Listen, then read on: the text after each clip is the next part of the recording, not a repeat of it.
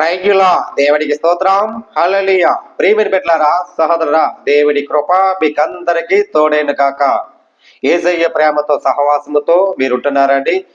మరి ఆయన ఆశీస్సులు దీవుళ్ళు మీకు ఉండాలని మీ అన్నిధర్మంలో ప్రార్థిస్తున్నాం. మీ కొరకు, మీ కుటుంబాల కొరకు క్షేమంగా కనికరంగా ఉండాలని మీ అన్నిధర్మంలో ప్రార్థిస్తున్నాం. మా యూట్యూబ్ చూడందరూ కూడా పేరు పేరును కూడా వందనాలండి.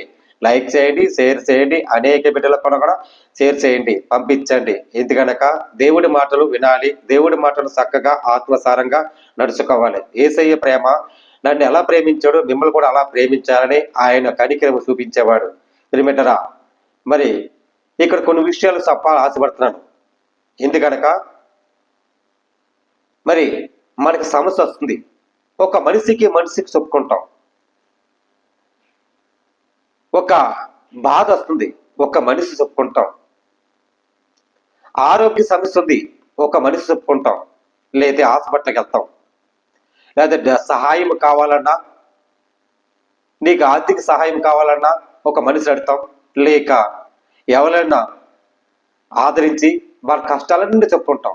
కానీ ఎన్ని కష్టాలు చెప్పినా, ఎన్ని సహాయం చెప్పినా, నీ బలహీనతలు ఉన్నా, బలహీనతలు పడిపోయినా కానీ నా యేసయ్య మీకు ఆయన మొరపెట్టు. ఎలాగండి? నా యేసయ్య నెంబర్ ఉంది.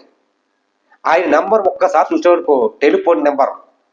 ఆయన ఎప్పుడు మొరపెట్టినా నీ మొర ఆలకిస్తాడు. మొర ఆలకించి ఆయన నీ ప్రార్థన అంగీకరిస్తారు. మరి నీ మొర కావాలి, ఆయన మొరపెట్టాలి అంటే ఇర్మియా 33:3లోకి వెళ్తే అక్కడ చిన్న మాట ఉంది. ఇర్మియా 33:3, నాకు మొరపెట్టము, నేను నీకు ఉత్తరం ఇచ్చిద్దాను. దేవుడికి మొరపెట్టు, వస్త్రం ఇస్తారు.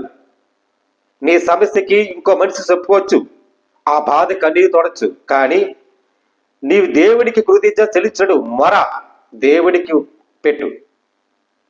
పెట్టినప్పుడు ఆ మొర దూతలతో దేవుడు ఒక మనిషి ద్వారా ఏర్పాటు చేసుకుని నీ మొర ఆలకించి వస్త్రం ఇస్తాడు. ఎలాగండి? జవాబు, సమాధానం, ఐక్యతగా నీకు ఇచ్చి ఉత్తరం ఇస్తాడు. అదే టెలిఫోన్ నెంబర్. ఎలాగండి? మొరపెట్టు నా దేవుడికి. ఇర్మియా 33:3లో ఉందండి. నేను నీకు ఉత్తరం ఇచ్చేదాను, నీవు గ్రహింపలేని గొప్ప సంగతులు, గూఢమైన సంగతులు నీకు తెలియజేస్తాను. సంగతులు ఏ సంగతులండి? మొరపెట్టుదనే నీకు చక్కగా సంగతులు చెప్తాడు, నేర్పుతాడు, గుణపాఠం. ప్రియమిత్రుడా, నీ మొర దేవుడికి పెట్టు. నీ సమస్య మొరపెట్టు. నీ బాధ, నీ కన్నీరు దేవుడి పెట్టు. అప్పుడు సంగతులన్నీ దేవుడికి నీకు ఇస్తాడు. ఈ విషయం తెలుసుకోవాలని ప్రభు పేరట మీరందరికీ పేరు పేరున మనవి చేస్తాను. దేవుడి మాటలు దీవించి ఆశ్రయించను కాక. ఆమె. దేవుడు మీ కుటుంబాన్ని దీవించి ఆశ్రయించను కాక. ఆమె.